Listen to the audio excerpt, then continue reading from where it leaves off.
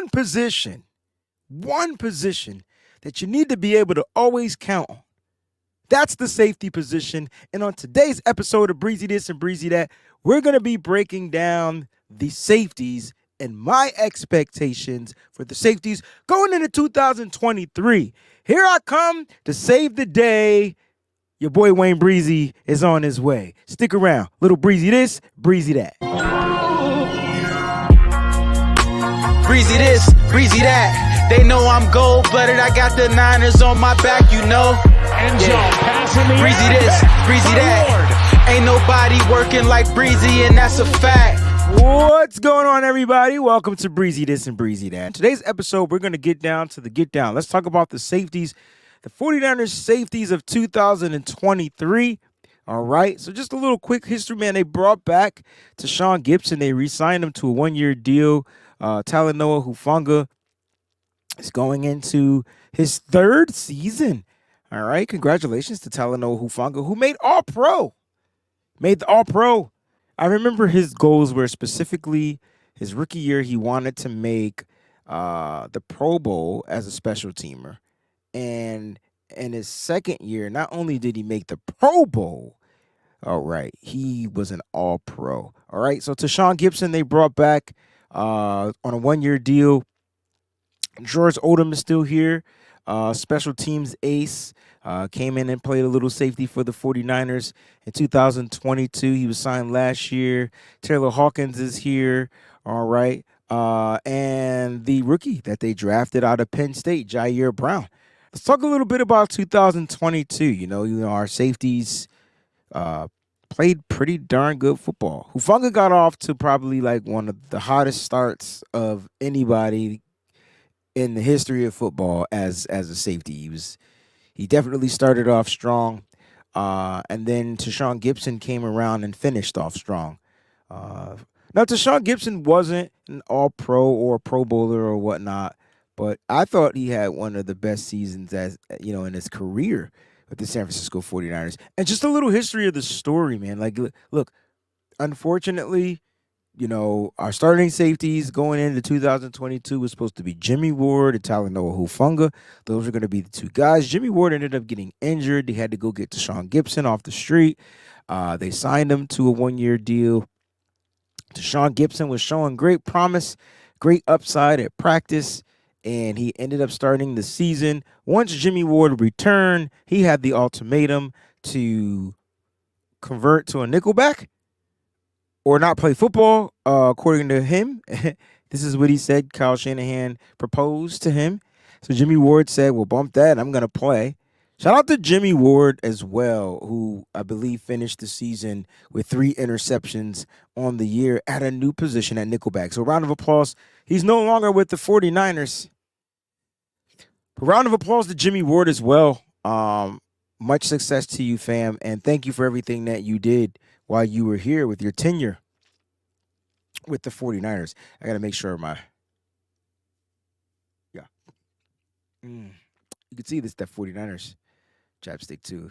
Don't even know where I got it from. It said 49ers, so I got it. It's probably not even good for you, but it feels good. All right, so let's go back and look at these safeties again. All right, so Talanoa Hufugana, Tashaun Gipson, George Odom, Taylor Hawkins, Ji'Ayir Brown. Last year, the 49ers went with 4 safeties. They went with 4 of them.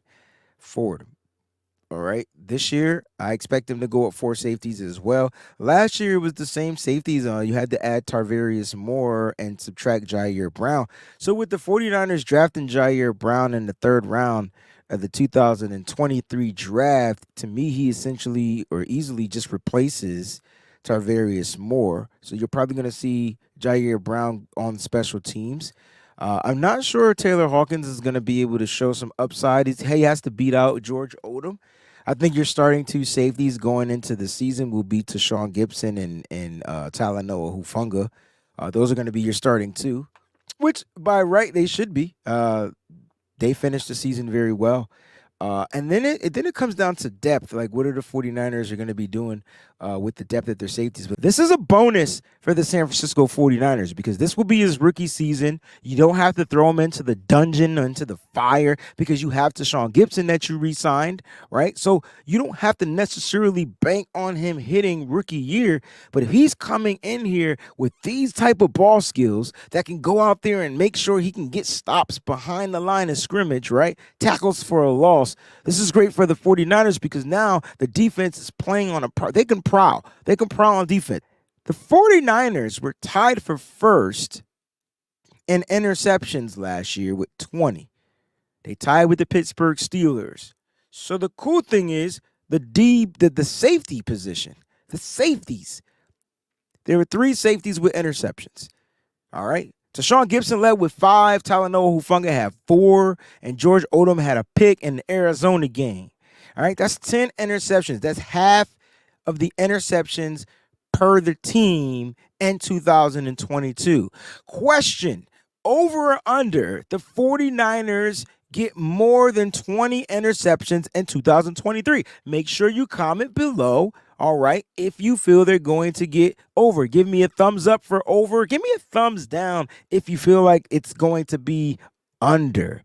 There are 3 expectations I feel the 49ers need to perform in order for them to have a successful 2023 season. Again, new defensive coordinator and Steve Wilks is going to be a little different, but still aggressive. I think the aggression is going to be there. I think he's going to add some aggressive play calling when it comes to that. You're going to see some blitzes. You're going to see some different type of exotic looks. You're going to see some robbers. You're going to see a bunch of different stuff from the San Francisco 49ers, especially out of the secondary, because I think the trust in the front, right? The trust up front is going to be there. When you can trust your up front, you can do exotic things with those guys back there in the backfield. So it's going to be interesting to see kind of what they do. But my number one thing is to eliminate explosive plays.